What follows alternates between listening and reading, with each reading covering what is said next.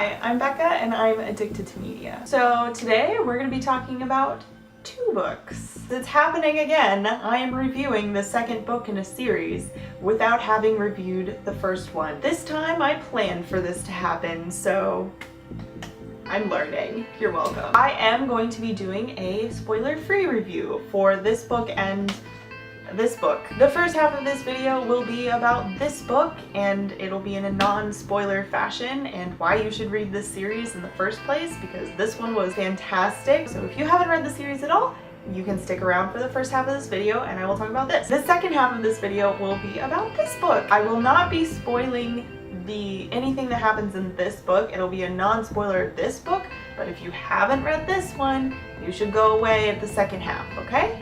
Everybody good? We good? Okay. You have probably heard about this a couple times. I know you've heard about it on my channel a couple times. Don't remember what I told you about it because I have the memory of a goldfish.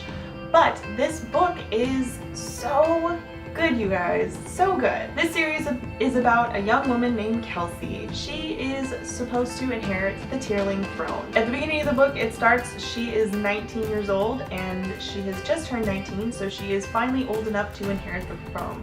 But the problem is that she's on one side of the country and she needs to be at the other side of the country in New London so that she can actually be crowned and she can be a proper queen. And another problem is that a whole bunch of people want to kill her, including her uncle, who is the regent of the throne right now. He's in charge and he's not a very nice guy. And also the Queen of Mortmessen. And she's not a nice lady. So basically at the beginning of this book, the Queen's Guard comes to get her and take her to New London, where she will be crowned so that she can become the Queen of the Tearling. It's about her journey across the lands to get there so that she can be crowned and the things that follow because of those actions. This book has a rich world of so many characters and different perspectives that all have so much depth to them. No one is fully innocent and everyone definitely has layers. There's also a mysterious magical element to this series.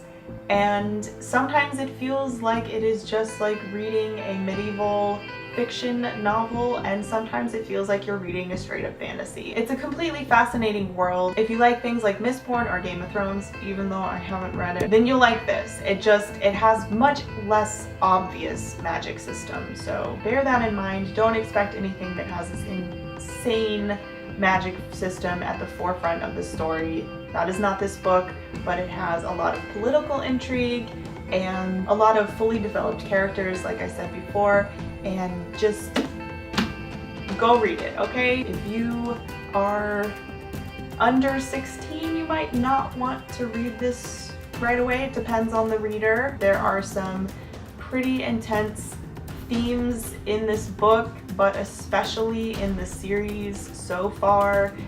It gets really, really dark in the second book, and I would not recommend this for younger readers. I just, as a big sister, I would not want my little sister reading this, okay? If you are interested in this, go read this and then come join us again. Okay, bye. Basically, what you need to gather from this video and this review is that I was not expecting this book at all. Everything that they talked about, I did not expect. Everything that happens, I did not expect. And it's unfathomable how Erika Johansen could go from that book to this book and make it work. Like, it blew my mind away how this happened. The magic system, not what I expected. Not what I expected. But it's really fascinating and cool. It gets a little bit more in depth, so if you wanted more about the magic system, you'll get that. This book is hard to read. It's really difficult to read sometimes. I would definitely consider this to be an adult series after reading this book. Usually it is not important to make that distinction, but I think in this case that it might actually be important to make that distinction because there's a lot of things in here that could be inappropriate for people who are not ready to read that kind of stuff. And I really think that the only reason that a lot of people were calling it young adult is because of the innocence of Kelsey's character in the first book, but it just does not line up to that anymore, that image and that ideal. This series is not the series it was in the first book. It is definitely going in a different direction, and I kind of love it. I feel like it's much darker than the first one,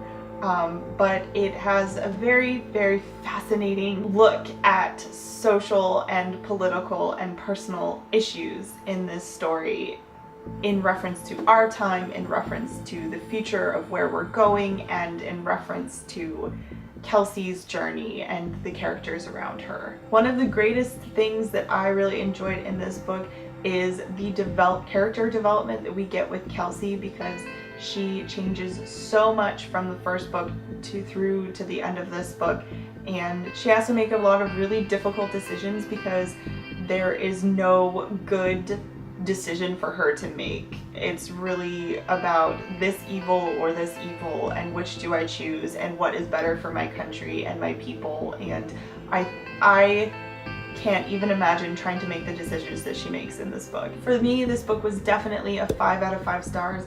I loved this book. I can't wait to see where the series is going. I was really disappointed to find out that the third one wasn't coming out as soon as I thought it was. I think it's coming out in the winter now? I don't know.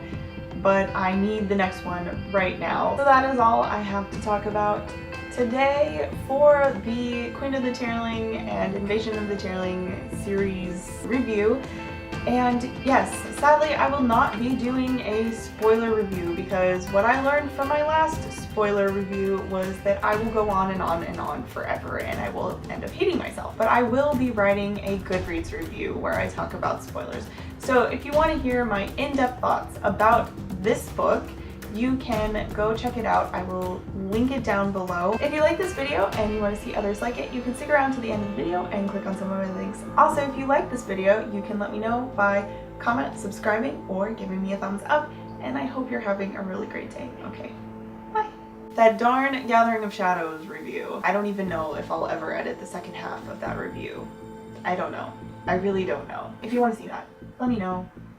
I'll make it happen for you. But honestly, if people don't say anything, I'm probably just gonna let that go. Does that look good? Okay. It's so good. I can't stop saying that. I'm just stuck in a loop about how good it is. I don't even know. It's like somebody put drugs in my coffee today or something, because I am so hyped up.